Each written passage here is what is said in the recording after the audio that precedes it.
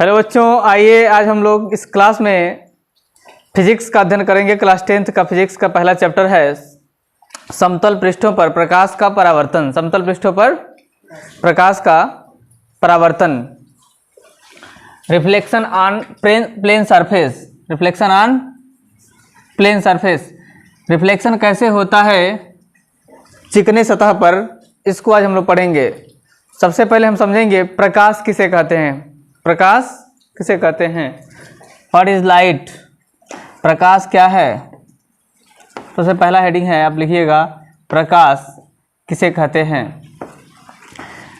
तो प्रकाश वह भौतिक साधन है जो हमारे दृष्टि ज्ञान को क्या करता है? जागृत करता है। या हम कह सकते हैं प्रकाश वह माध्यम है जो हमें किसी वस्तु को देखने में मदद करता है। क्या करता है? मदद करता है। यानी कि वस्तु को हम देख पाते हैं, इसका प्रमुख कारण क्या होता है? प्रकाश होता है। कोई वस्तु यदि हम देख पा रहे हैं कि मेज है, कुर्सी है, बोर्ड है, या ये अक्षर लिखा गया हुआ है, किसके वजह से? लाइट के वजह से। ओके, तो आप इसको लिख लीजिएगा कि प्रकाश हमारे दृष्टि ज्ञान को क्या करता है? जागृत करता है। आता है कि प्रकाश का स्रोत क्या है। प्रकाश का स्रोत क्या है? तो सबसे पहले हम देखते हैं प्रकाश का स्रोत। प्रकाश का स्रोत, सोर्सेस क्या है प्रकाश के? स्रोत का मतलब ये है कि वह साधन, वह माध्यम जो प्रकाश को क्या करता है? उत्सर्जित करता है। प्रकाश को क्या करता है? उत्सर्जित करता है, यानी प्रकाश उत्पन्न करता है।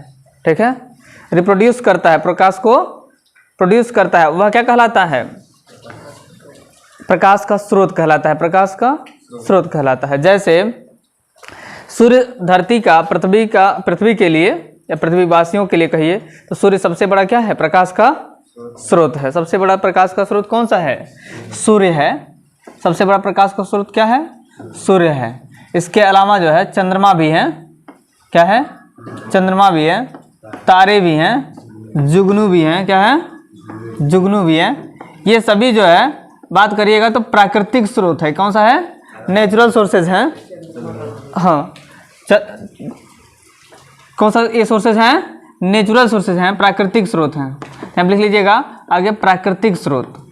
आता है कि प्राकृतिक स्रोत, जैसे स्रोत को दो भागों में बांट सकते हैं, प्राकृतिक स्रोत और कृत्रिम स्रोत।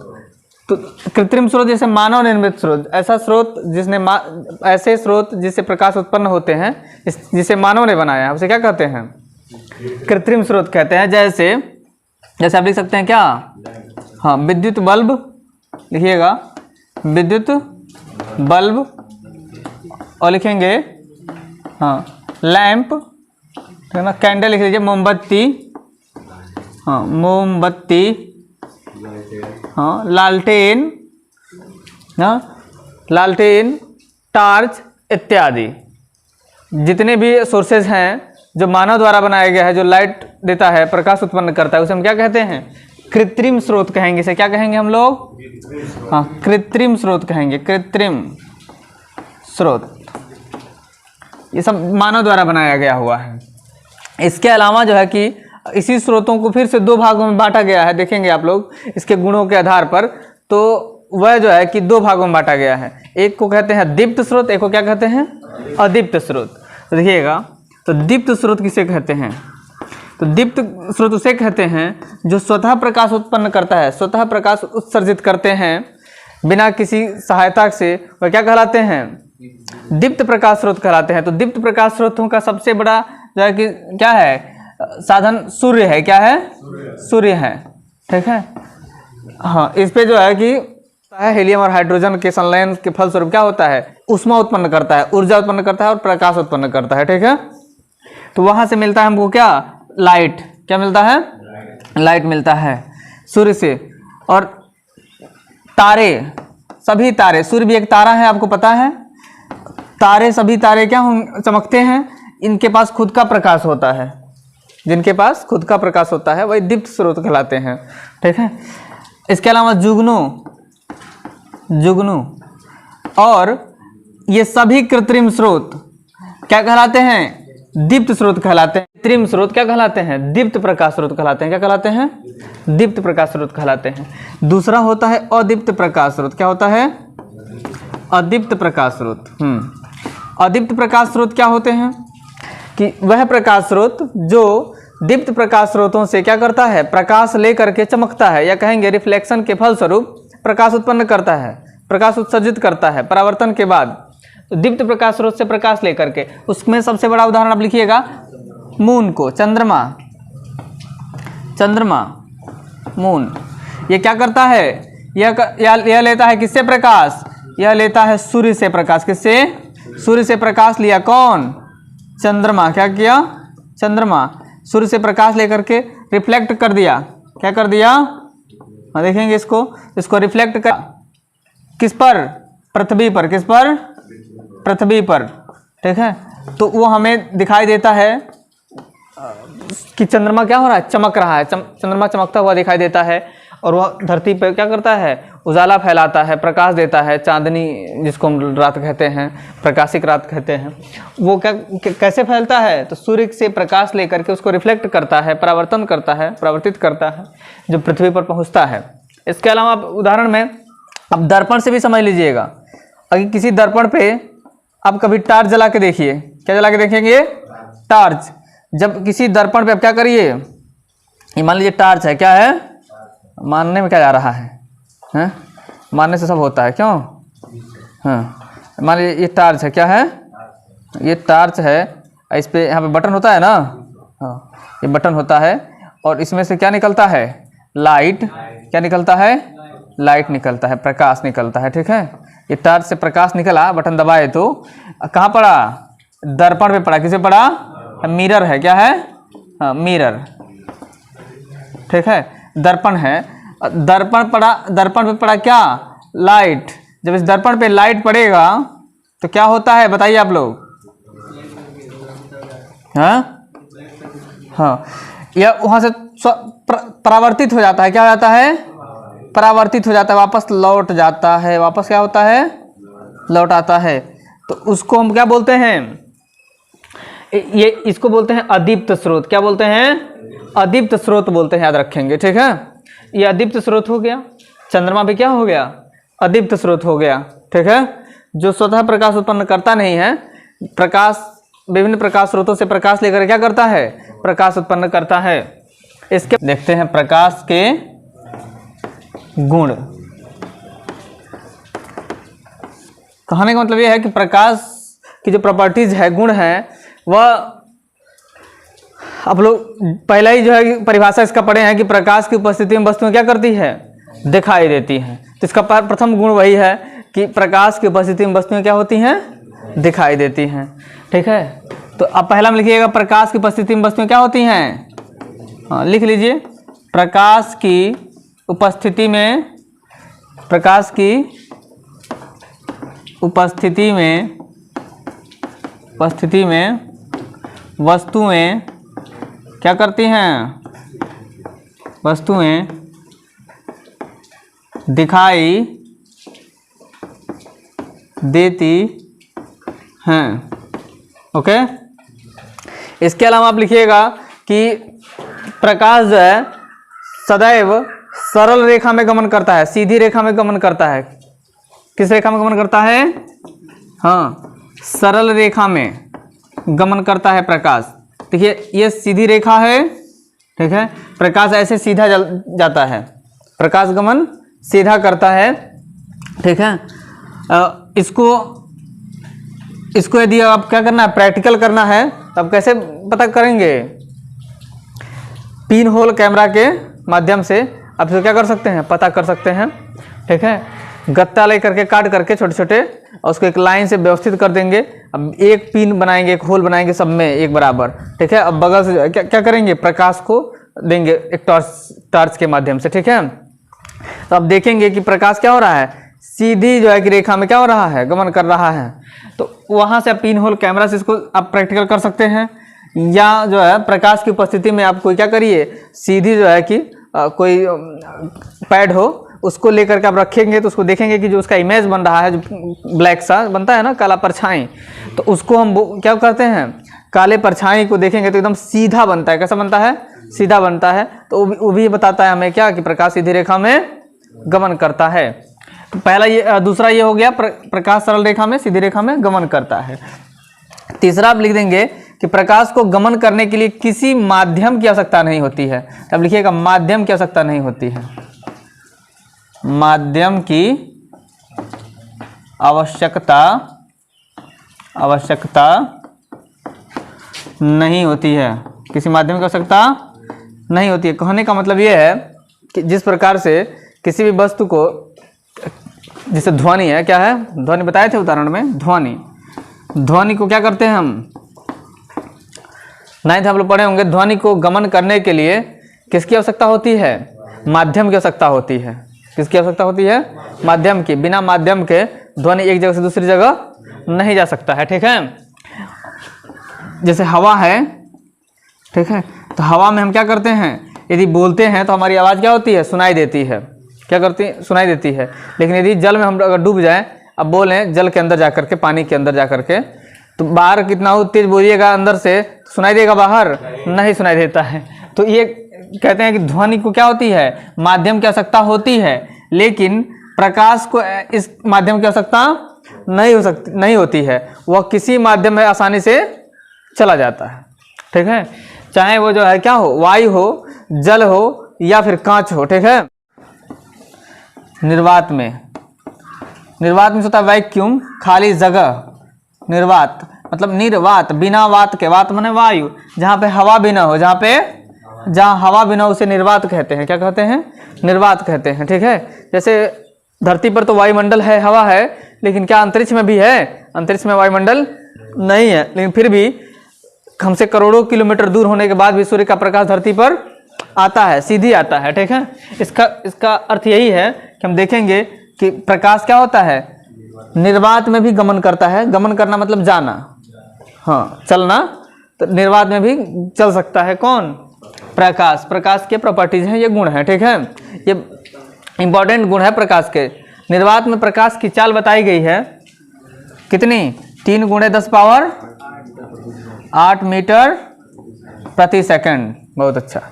तो ये है क्या, निर्वात या वायु भी कह सकते हैं। क्या, वायु में भी इतना ही होती है प्रकाश की चाल, निर्वात में भी होती है प्रकाश की चाल, ठीक है। इसके बाद से अगर देखेंगे तो जल में, जैसे आप लिख सकते हैं कि विभिन्न माध्यमों में भिन्न भिन्न प्रकाश के क्या होते हैं, चाल होते हैं, ठीक है। तो जल में बताइए कितने होते हैं प्रकाश की चाल, 2.25 × 10⁸ मीटर प्रति सेकंड। ये हो गया क्या, जल में प्रकाश की चाल। इसके अलावा अगर कांच में प्रकाश की चाल करिएगा, कांच में तो कितना होता है, 2 × 0 × 10⁸ मीटर प्रति सेकंड होता है कांच में प्रकाश की चाल। किसमें, कांच में प्रकाश की चाल, ठीक है। तो वायु में प्रकाश की चाल मिल गया, कांच, जल में, कांच में। अब देखिएगा तो सबसे ज्यादा प्रकाश चाल किसमें है, वायु में या निर्वात में, ठीक है। उससे कम किसमें है, जल में, ठीक है, क्योंकि ये हवा है, ठीक है ना, वैक्यूम है, और उसके बाद से तरल आएगा। तरल में थोड़ा सा कण और ज्यादा पास होते हैं, पढ़े हैं ना आप, ठोस, द्रव, गैस। तो यहाँ पे थोड़ा इसका क्या हो जाता है, यहाँ पे प्रकाश की वेग थोड़ी कम हो जाती है, और ठोस में बढ़ते हैं, कांच में जाते हैं तो और कम हो जाती है, ठीक है। सबसे कम जो है कि अब प्रकाश की चाल आपसे पूछा जाए किसमें हो सकता है तो क्या बताएंगे, हाँ, तो ठोसों में हो जाता है, ठीक है ना। जैसे कि सबसे कम अगर आप देखिएगा तो हीरे में हो जाएगा। हीरा सबसे कठोर पदार्थ है ना धरती का, ठीक है ना। तो पृथ्वी का सबसे कठोर पदार्थ किसको माना गया है, हीरे को, ठीक है। तो हीरे में इसका प्रकाश की चाल सबसे क्या हो जाएगी, कम हो जाएगी, ठीक है। वायु में सबसे ज्यादा। तो अब देखेंगे तो विभिन्न माध्यमों में प्रकाश की चाल क्या हो रही है, अलग अलग हो रही है। तो ये भी एक इसका गुण हो जाएगा 5वां, कि प्रकाश की चाल भिन्न भिन्न माध्यमों में भिन्न भिन्न होती है, ठीक है। इसके अलावा जो है, इसके अलावा आप लिखिएगा, करता है पारदर्शी माध्यम में गमन कर सकता है। पारदर्शी माध्यम किसे कहते हैं, जैसे स्वच्छ जल है, क्या है, स्वच्छ जल है, ठीक है, स्वच्छ जल है, कांच है, क्या है, कांच है, या वायु है, ये पारदर्शी माध्यम है। इस पारदर्शी माध्यम में गमन कर सकता है, लेकिन अपारदर्शी माध्यम जैसे लकड़ी, लोहा, है ना, ईंट आदि में गमन नहीं कर सकता है, ठीक है। ये प्रकाश के एक और गुण हो गए। अगला हेडिंग लिखिएगा प्रकाशिक माध्यम। प्रकाशिक माध्यम, प्रकाशिक माध्यम में चलेंगे तो प्रकाशिक माध्यम वह माध्यम जिससे प्रकाश होकर क्या करता है, गुजरता है। क्या करता है, प्रकाश गुजरता है, उसे क्या कहते हैं, प्रकाशिक माध्यम है। प्रकाश का माध्यम है जिससे होकर गुजरता है। क्या करता है, जिससे होकर गुजरता है। इसको 3 भागों में बांटा गया है। कितने भागों में बांटा गया है, 3 भागों में। पहला क्या है, पारदर्शक। क्या है, पारदर्शक। पारदर्शक में क्या होता है, किसमें जो है कि प्रकाश के अधिकांश भाग क्या होते हैं, गुजर जाते हैं। प्रकाश के अधिकांश भाग इससे गुजरते हैं, उसे हम पारदर्शक कहते हैं। अभी हमने लिखा था यहाँ पे, स्वच्छ जल है, कांच है या वायु है। ठीक है। दूसरा है पारभाषक। दूसरा क्या है, पारभाषक। पारभाषक खटकोड़ वाला सा रहेगा, पारभाषक। पारभाषक माध्यम क्या, कौन सा माध्यम होता है, इससे जो है प्रकाश के अल्प मात्रा, प्रकाश की अल्प मात्रा जो है कि माने कम मात्रा गुजरता है। ठीक है, उसे क्या कहते हैं, पारभाषक कहते हैं। जैसे खुरदरा कांच, क्या बोलेंगे, हाँ देखिए, खुरदरा कांच, खुरदरा, हाँ घिसा हुआ कांच, हाँ खुरदरा कांच, या दूषित जल। ठीक है, या एक पतला झिलझिला कपड़ा, या तेली कागज, तेल लगा हुआ कागज। उससे क्या होता है, प्रकाश के अल्प भाग ही क्या होते हैं, एक तरफ से दूसरी तरफ जा सकते हैं, मतलब गुजर सकते हैं। तो उसके हम क्या, कौन सा माध्यम बोलते हैं, पारभाषक माध्यम बोलते हैं। कौन सा बोलते हैं, पारभाषक माध्यम। और तीसरा होता है अपारदर्शक। क्या होता है, हाँ अपारदर्शक। अपारदर्शक माध्यम उसे कहते हैं जिससे प्रकाश का बिल्कुल है प्रकाश गमन नहीं कर सकता है। ठीक है, उसे हम अपारदर्शक कहते हैं। क्या कहते हैं, अपारदर्शक। जैसे लकड़ी, लोहा, ईंट आदि। ओके, अगला हेडिंग पर हम चलते हैं। नेक्स्ट हेडिंग क्या है, प्रकाश किरण। देखिएगा, प्रकाश किरण, प्रकाश किरण, लाइट रे। हाँ लाइट रे, लाइट रे। प्रकाश किरण क्या है, तो जिस मार्ग से प्रकाश गुजरता है, जिस मार्ग से प्रकाश गुजरता है उसी मार्ग को क्या कहते हैं, प्रकाश किरण कहते हैं। क्या कहते हैं, प्रकाश किरण कहते हैं। ठीक है, अब प्रकाश किरणों के समूह को प्रकाश पुंज कहते हैं। इसी में आपको पढ़ना है प्रकाश पुंज। क्या पढ़ना है, प्रकाश पुंज। तो प्रकाश किरणों के समूह को क्या बोलते हैं, प्रकाश पुंज कहते हैं। ठीक है, मतलब एक साथ जब प्रकाश के बहुत से भाग जो है कि अगर गुजर रहे हैं तो उसको हम प्रकाश पुंज कहेंगे। प्रकाश पुंज को कितने भागों में बांटा गया है, 3 भागों में बांटा गया। इसके भी 3 भाग हैं। ठीक है, कौन कौन से हैं, हाँ पहला क्या है, अभिसारी प्रकाश पुंज। तो पहले लिखिए क्या, अभिसारी। अभिसारी प्रकाश पुंज में क्या होता है कि प्रकाश किरण किसी एक बिंदु पर मिलती हुई प्रतीत होती हैं या मिलती हैं, कह सकते हैं। ठीक है, मिलती हुई प्रतीत होती हैं या मिलती हैं, उसे हम क्या कहते हैं, अभिसारी प्रकाश पुंज कहते हैं। देखिए, प्रकाश किरण किसी एक बिंदु पर मिल रही हैं या मिलती हुई प्रतीत होती हैं। ठीक है, जैसे अवतल में प्रतीत होती हैं, उत्तल में क्या होती हैं, मिलती हैं। क्या होती हैं, तो अभिसारी प्रकाश पुंज कहलाते हैं। क्या कहलाते हैं, ऐसे माध्यम को हम लोग क्या कहेंगे, ऐसे प्रकाश किरण जब गुजरेगा तो उसको हम अभिसारी प्रकाश पुंज कहेंगे। दूसरा होता है अपसारी। क्या होता है, अपसारी। है ना, अपसारी प्रकाश पुंज क्या होते हैं कि किसी एक बिंदु से प्रकाश किरण क्या होती है, आती हुई प्रतीत होती है। किसी एक बिंदु से प्रकाश किरण जब आती हुई प्रतीत हो जाए तो क्या हो जाएगा, वहाँ पे अपसारी हो जाएगा। इसका आप इमेज बनाइए, चित्र बनाइएगा, कुछ इस तरह का बनेगा। ठीक है, लगेगा कि एक ही बिंदु से क्या होता है, हम टार्च जलाते हैं तो लगता है ना एक ही जगह से पूरा ऐसे फोकस आ रहा है, तो उसी तरह समझिए कि ये टार्च का फोकस है क्या, अपसारी। क्या है, अपसारी। ठीक है, और इसको उत्तल लेंस में हम ऐसे हम दर्शा सकते हैं, एक बिंदु पर ले सकते हैं। ठीक है, तो इसको उत्तल भी जो है कि कहते हैं, इसको अवतल भी कहते हैं। इसके बाद से हम देखेंगे तो होता है तीसरा समांतर प्रकाश पुंज। क्या होता है, हाँ समांतर प्रकाश पुंज। तो समांतर प्रकाश पुंज जब जो है कि प्रकाश किरण समांतर रेखा में गमन करती है। किसमें गमन करती है, समांतर रेखा में गमन करेगी तो उसे हम क्या कहेंगे, समांतर प्रकाश पुंज कहेंगे। देखिए, समांतर, समांतर आप लोग मैथ में पढ़े हैं कि 2 रेखाओं के बीच जब समान अंतर होता है तो उसे क्या कहते हैं, समांतर रेखा कहते हैं। या दो रेखाएं जब एक दूसरे को अनंत तक जब प्रतिच्छेद नहीं करती हैं, अनंत तक मतलब इसको कहीं तक बढ़ाइएगा आगे तक, एक दूसरे को क्या करेगा, काटेगा नहीं, प्रतिच्छेद नहीं करेगा, इसे क्या कहिएगा, इसे आप कहिएगा समांतर प्रकाशपुंज। क्या कहेंगे, समांतर प्रकाशपुंज कहेंगे, क्योंकि ये समांतर रेखा में गमन कर रही है, कभी भी एक किरण दूसरे किरण को क्या करेगा, काटेगा नहीं काटेगा। ठीक है, अब इसको भी आप प्रैक्टिकल करके देख सकते हैं चाहे तो।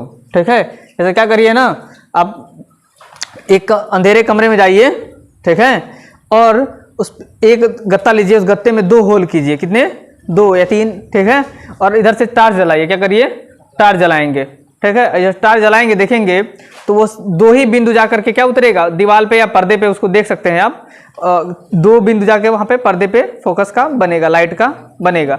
इससे आपको क्या पता चल रहा है कि प्रकाश सीधी रेखा में गमन कर रहा है। क्या कर रहा है, सीधी रेखा में गमन कर रहा है। ठीक है, 2 हेडिंग इस चैप्टर का महत्वपूर्ण है, बोर्ड के लिहाज से देखेंगे, बोर्ड के दृष्टि से देखिएगा ना, तो 2 इसमें हेडिंग महत्वपूर्ण है। हाँ, एक तो है कौन सा, एक आप पढ़े हैं प्रकाश के गुण, क्या पढ़े हैं, प्रकाश के गुण, प्रॉपर्टीज ऑफ लाइट, और दूसरा आपका है क्या, रिफ्लेक्शन ऑफ लाइट। ठीक है ना, दूसरा रिफ्लेक्शन ऑफ लाइट है, प्रकाश का परावर्तन, प्रकाश का हेडिंग लगाइए, प्रकाश का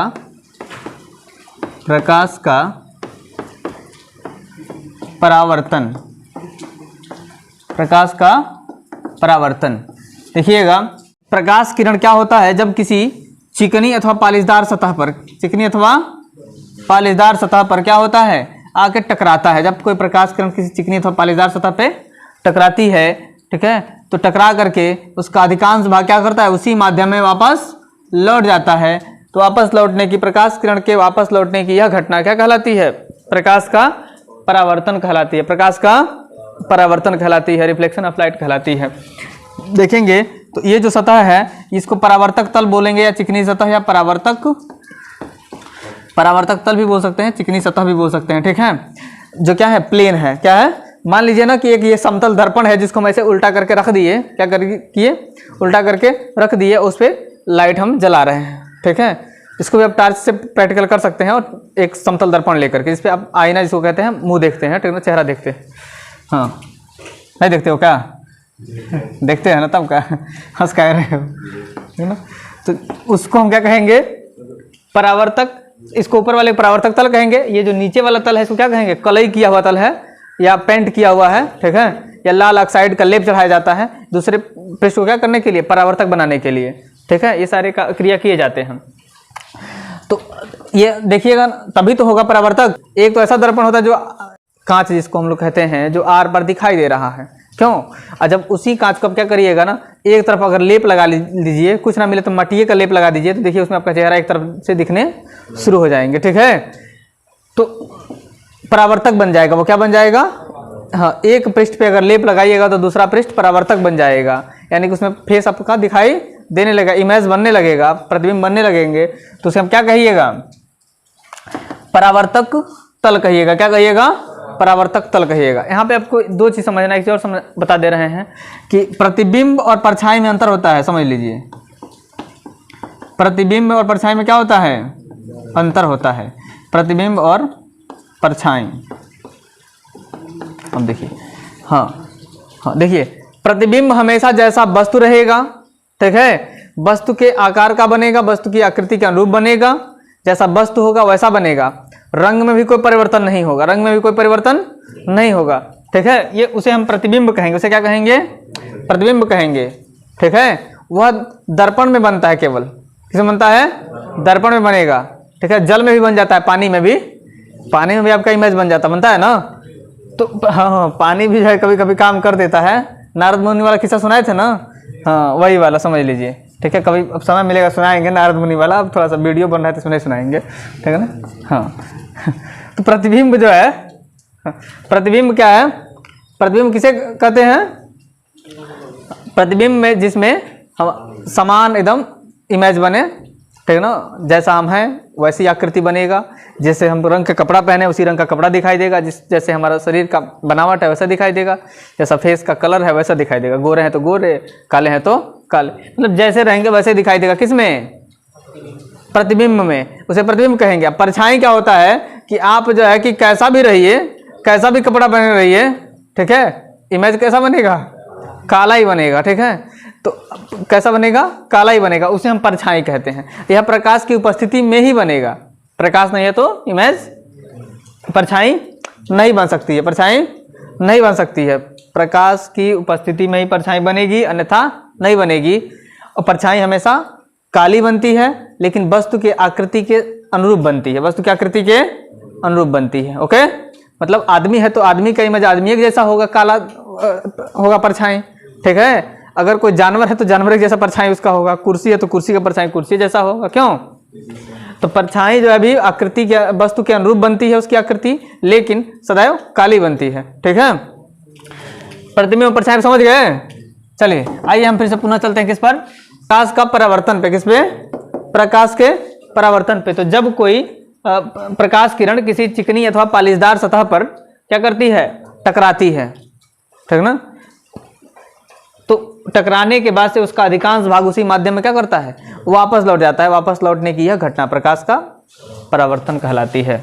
बोल नहीं रहे हो, बोलो, प्रकाश का परावर्तन कहलाती है। ठीक है, बोलिएगा ना तभी याद होगा। ठीक है, हाँ। अब देखिए, इसमें एक अविलंब है जो प्रकाश किरणों, दोनों प्रकाश किरणों क्या करती है, बराबर भागों में बांटती है और परावर्तक तल पर 90 डिग्री का कोण बनाती है। यानी परावर्तक तल पर एक अविलंब है। क्या है? अविलंब है। इसको हम मान लेते हैं अगर ए, इसको मान लेते हैं बी और इसको मान लेते हैं सी। देखिए ये जो आर किरण है इसको आपतित किरण बोलते हैं। क्या बोलते हैं? लिख सकते हैं आप लोग, आपतित किरण। क्या बोलते हैं? आपतित किरण। इसको क्या बोलते हैं? परावर्तित किरण। परावर्तित किरण। ओके, और इसको क्या बोलेंगे? आपतन। हाँ, आपतन बिंदु, आपतन बिंदु। और इसे क्या कहेंगे? इसे अभिलंब कहते हैं। क्या कहते हैं? अभिलंब कहते हैं।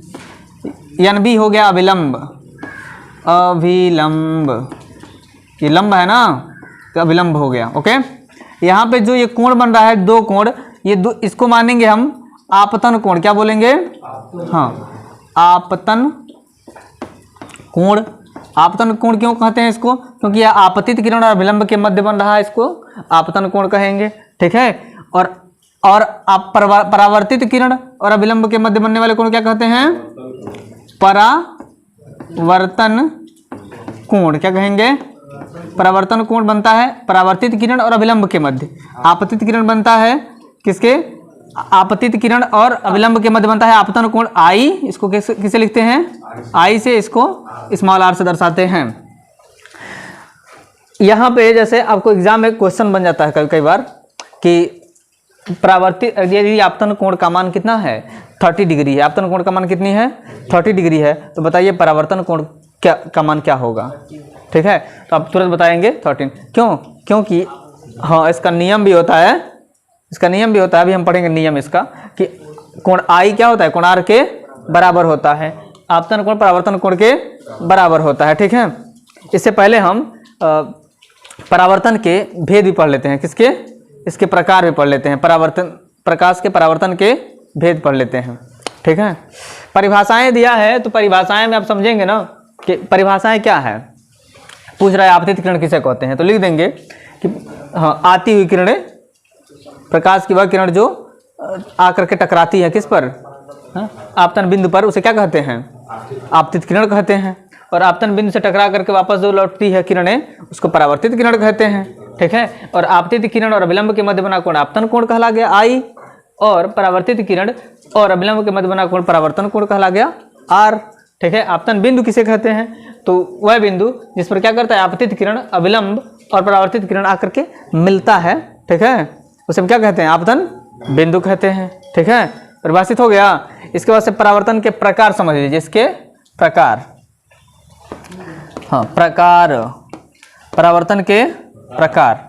परावर्तन के प्रकार, परावर्तन कितने प्रकार के हो सकते हैं? परावर्तन जो है 2 प्रकार के हो सकते हैं। कितने प्रकार के? एक होता है पहला नियमित परावर्तन। कैसा होता है? नियमित परावर्तन, नियमित परावर्तन। ठीक है, नियमित परावर्तन। तो ध्यान दीजिएगा, तो नियमित परावर्तन कैसा परावर्तन होता है? ठीक है ना, नियमित परावर्तन किस प्रकार का होता है? चिकनी सतह पर जब क्या होता है, कोई प्रकाश किरण आकर टकराती है पालिशदार सतह पर, जैसे यहाँ पे हुआ है, ठीक है, तो उसी वह परावर्तित कैसा होता है? नियमित रूप से होता है। कैसा होता है? हाँ, इमेज द्वारा आप ऐसे समझ सकते हैं। देखिए ये सतह क्या है? एकदम पालिशदार है। इस पर आके टकराया जब प्रकाश किरण, ठीक है, इस पर जब प्रकाश किरण जब आके टकराएगा तो इसमें परावर्तन कैसा होगा?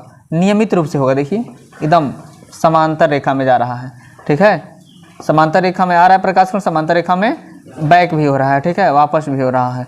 तो इसको हम बोलेंगे कैसा? नियमित परावर्तन। क्या बोलेंगे? नियमित परावर्तन। समांतर में आया, समांतर में गया भी। क्यों? क्योंकि उसका सतह क्या है? प्लेन है। क्या है?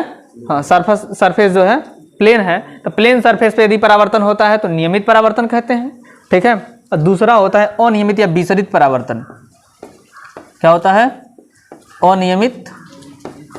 अनियमित या विसरित। विसरित माने विसरा ना भूल जाना, हिंदी के माध्यम हिंदी हम लोग सब कहते हैं ना बिसर गए का, बिसर गए का माने भूल गए का, तो रास्ते में भूल जाता है। क्या होता है? रास्ते में भूल जाता है। कब होता है ऐसा? जब कोई ऐसा सतह हो क्या जो क्या हो? उबड़ खाबड़ हो। क्या हो? हाँ, उबड़ खाबड़ नहीं कहते हैं, मतलब प्लेन ना हो। क्या हो? प्लेन ना हो। ऐसा सतह जो क्या हो? खुरदरा हो। क्या हो? खुरदरा कांच जैसे होता है ना, खुरदरा कांच, ठीक ना। तो ऐसे कोई अगर हो जिस पे हम क्या करते हैं? प्रकाश किरण जब गिराते हैं, प्रकाश किरण जब इस पे पड़ता है तो क्या होता है? कोई अब इधर यहाँ से टकराया ना तो क्या हो जाएगा? ये कोई चला गया इधर, ठीक है। अच्छा, यहाँ से कोई और प्रकाश किरण गिराए तो ये चला गया इधर, मतलब अजीब अजीब सा हरकत करता है, ठीक है। इसको नियम कुछ पता ही नहीं होता है कि जाना किधर है, चला जाता है, ठीक है।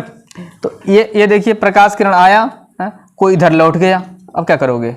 ठीक है, कोई प्रकाश किरण आया, कोई उधर चला गया, अब क्या करेंगे? ठीक है।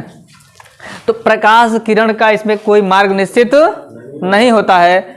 ये मार्ग से क्या होता है? विचलित हो जाता है, ठीक है ना। ये देखिए अपने मतलब एक समांतर रेखा में गमन, समांतर रेखा में बैक नहीं होता है, तो उसे हम क्या कहते हैं? अनियमित परावर्तन। तो इसको विसरित परावर्तन भी कहा जाता है, लिख लीजिएगा।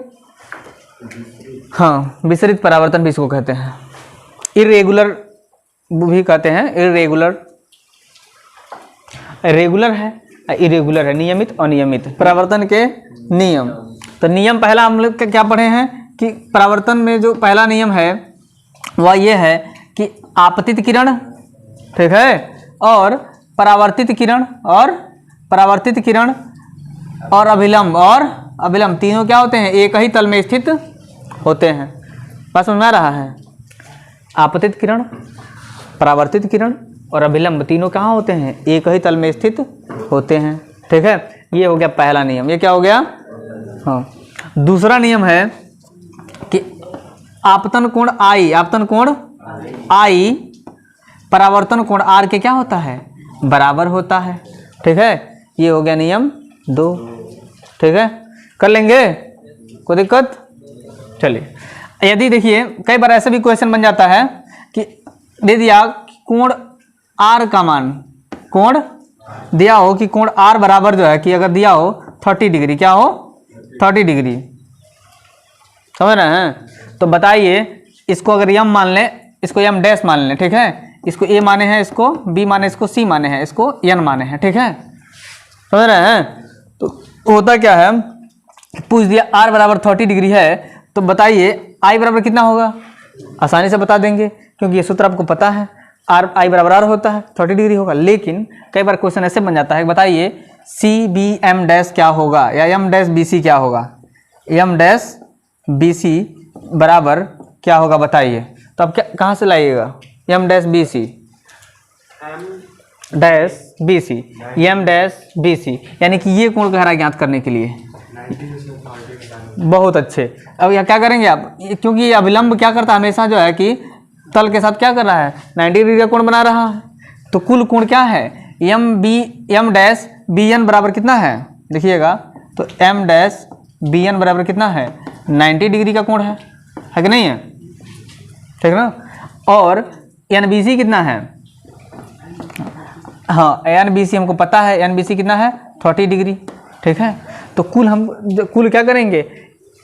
देखिए ऐसे करेंगे, हाँ ऐसे करेंगे, एम डैश बी सी बराबर क्या करिएगा, M dash B N minus N B C, ये कोण यहाँ पर लगा लीजिएगा, कोण है, ठीक है ना, ये सब कोण है, कोण एन बी सी।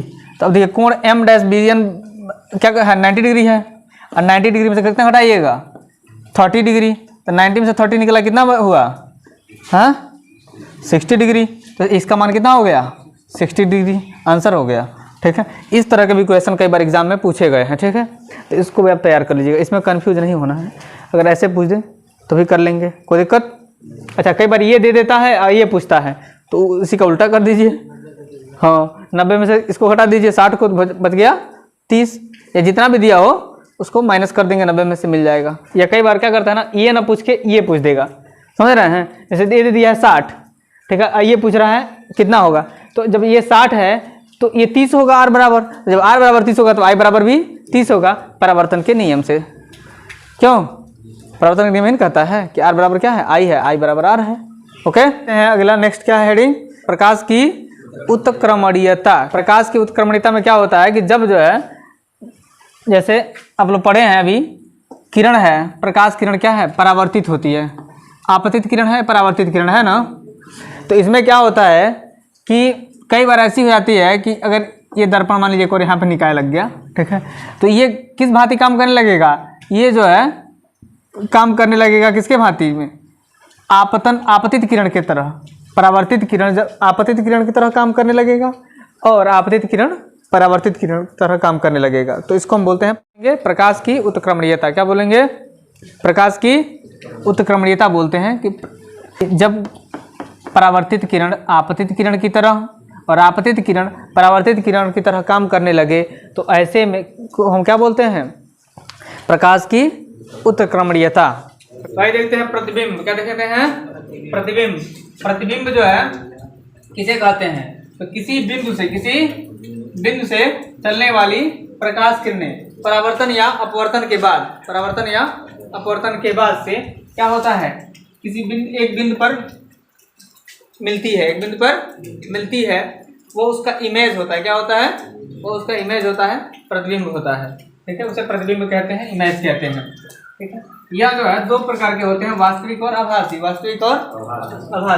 वास्तविक में ये होता है कि यह वास्तव में मिलता है, यहाँ प्रतिबिंब क्या होता है, वास्तव में मिलता है। और यहाँ पर आभासी में क्या होता है कि यहाँ पर जो मिलती हुई प्रतीत होती है। क्या दर्पण किसे कहते हैं, जब किसी कांच के एक भाग को हम क्या करते हैं, कलई करते हैं। क्या करते हैं, कलई करते हैं, या लाल ऑक्साइड का लेप लगा दें, या चांदी की पॉलिश लगा दें। ठीक है, तो दूसरा पृष्ठ क्या होता है, परावर्तक बन जाता है। दूसरा पृष्ठ क्या बन जाता है, परावर्तक बन जाता है। तो उसे हम क्या कहते हैं, उस निकाय को दर्पण कहते हैं। क्या कहते हैं, उस निकाय को दर्पण कहते हैं। शीशा, मिरर, आईना, ठीक है ना, जब भी कर लीजिए।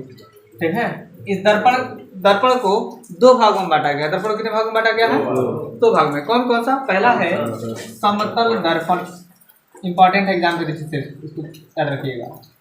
समतल दर्पण, इस दर्पण में जो है प्रतिबिंब जो होता है कैसा बनता है, आभासी बनता है। कैसा बनता है, आभासी बनता है, और सीधा बनता है। कैसा बनता है, सीधा बनता है, और अनंत पर बनता है। क्या बनता है, अनंत पर इसका फोकस बनता है। ठीक है, फोकस कैसा होता है, अनंत पर होता है। ठीक है, इमेज जितना दूर जो है वस्तु होगा, कितना दूर क्या होगा, दर्पण से जितना दूर वस्तु होगा उतना ही दूर दर्पण है, जितना दूर वस्तु है उतना ही दूर इसका क्या बनेगा, इमेज बनेगा। क्या बनेगा, प्रतिबिंब बनेगा। ठीक है, उतना ही दूर इसका इमेज बनेगा। जो वस्तु है, अगर किसी दर्पण है, समझिए ये क्या है, दर्पण है। ठीक है, इस यहाँ पे क्या है, वस्तु। यहाँ पे क्या है, वस्तु है, ये वस्तु है। ये कोई आदमी है या वस्तु मान लीजिए, क्या है ये, वस्तु। इस वस्तु की ऊंचाई कितनी है, यच है। कितनी है, यच ऊंचाई की किसी वस्तु का अगर इमेज देखना है, प्रतिबिंब देखना है, क्या देखना है, इमेज देखना है किसी दर्पण में। ठीक है, तो इस दर्पण की ऊंचाई कितनी चाहिए, h/2 चाहिए। कितनी चाहिए, h/2 चाहिए इसकी ऊंचाई।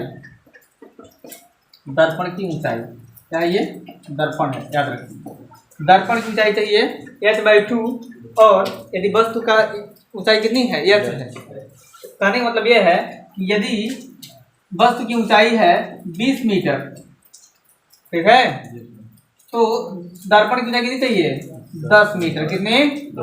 हाँ, उसके आधा, वस्तु के आधा दर्पण की ऊंचाई चाहिए। कोई दिक्कत?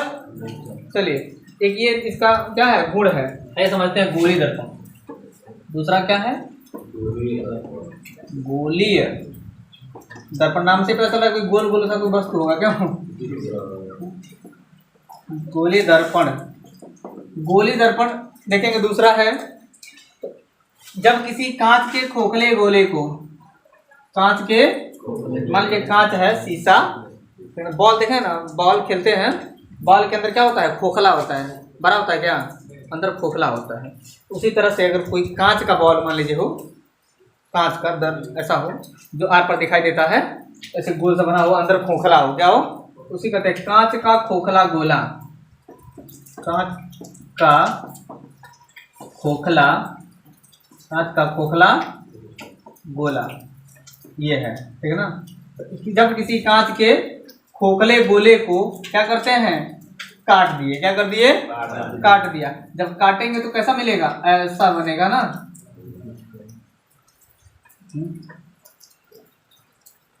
कुछ ऐसा ही बनेगा, कांच का खोखला गोला। क्यों? कटोरी की जैसा नहीं बनता है। कांच के खोखले गोले क्या कर दिया हमने, काट दिया, और जब काटा तो दो ठो मिलेगा आपको,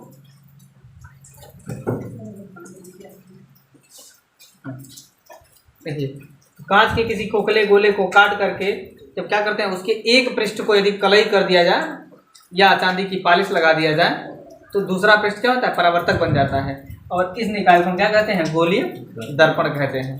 समझे? इसमें गुण आ जाता है परावर्तन का, तो उसको हम क्या कहेंगे दर्पण कहेंगे। जैसे इसको ऐसे समझिए, यहाँ पर ये है कांच का खोखला गोला, ठीक है, इसके हम क्या किए आंतरिक भाग में चांदी का पॉलिश लगा दिए या लेप लगा दिए या कलई कर दिए, जो भी कहिएगा, ठीक ना। तो दूसरा पृष्ठ क्या होता है, इस पर जब प्रकाश किरण पड़ती है तो टकरा करके क्या करती है वो वापस लौट जाती है, प्रकाश किरण टकरा करके वापस लौट जाती है, ठीक है। तो देखिए ये गोलीय दर्पण दो प्रकार के होते हैं। कितने प्रकार के? दो प्रकार के। इसको ये भी समझ लीजिए, दो प्रकार के होते हैं। पहला एक होता है उत्तल दर्पण, एक होता है उत्तल दर्पण, और एक होता है दूसरा होता है अवतल दर्पण, अवतल दर्पण, है ना। देखिए एक होता है उत्तल दर्पण, एक होता है अवतल दर्पण। तो जब जो है परावर्तक पृष्ठ, जब क्या हो परावर्तक पृष्ठ उभरे हुए भाग से, उठा भाग है ना, तो उभरे हुए भाग से जब परावर्तन हो तो क्या कहेंगे उसको हम, और उत्तल दर्पण कहेंगे। क्या कहेंगे उसको हम उत्तल दर्पण कहेंगे। यहाँ परावर्तन किधर से हो रहा है, उभरे हुए भाग से हो रहा है। अब देखिए जब हम क्या करें, ध्यान दीजिए यहाँ पर, जब हम क्या करें उभरे हुए भाग पर हम क्या कर दिए पॉलिश कर दिए, ठीक है, या चांदी का लेप लगा दिए, तो जो दबा हुआ भाग है उससे परावर्तन हो रहा है। तो जब दबे हुए भाग से परावर्तन होता है तो उसको हम क्या कहते हैं अवतल दर्पण कहते हैं। क्या कहते हैं अवतल दर्पण। तो ये हमारा हो गया अवतल दर्पण, ये हो गया उत्तल दर्पण। बात समझ आ रही है? पार्श्व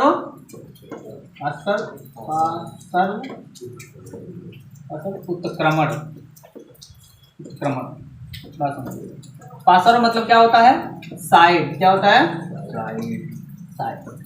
अब कई बार देखिएगा जब समतल दर्पण में, समतल दर्पण के सामने आप खड़ा होइए तो आपका बायां जो हाथ है वो लगेगा कि दाहिने तरफ आ गया है, और दाहिना हाथ किधर चला जाता है बाएं की तरफ, यानी कि साइड चेंज हो जाता है।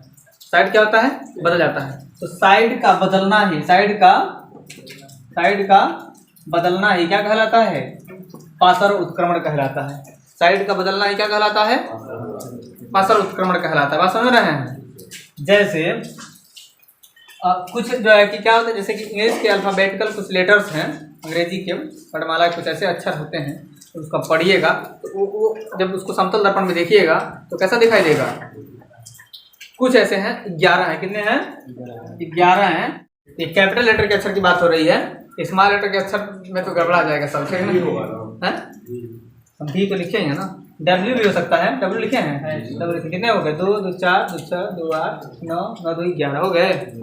11 जो है कि ऐसे लेटर हैं तो क्या हो जाएंगे, इसका पार्श्व उत्क्रमण नहीं होता है, क्या होता है, नहीं होता है, बाकी सबका होता है। कहने का मतलब यह है कि इमेज में जब इसको समतल दर्पण में जब इसको देखेंगे आप तो इसका इमेज जैसा है वैसा ही दिखाई देगा, ठीक ना। तो ये जो है कि आपका इस चैप्टर क्या हो गया, चैप्टर हो गया समाप्त। अब इसका टेस्ट एक दिन होगा, ठीक ना, उसके बाद से देखेंगे नेक्स्ट चैप्टर। जय हिंद।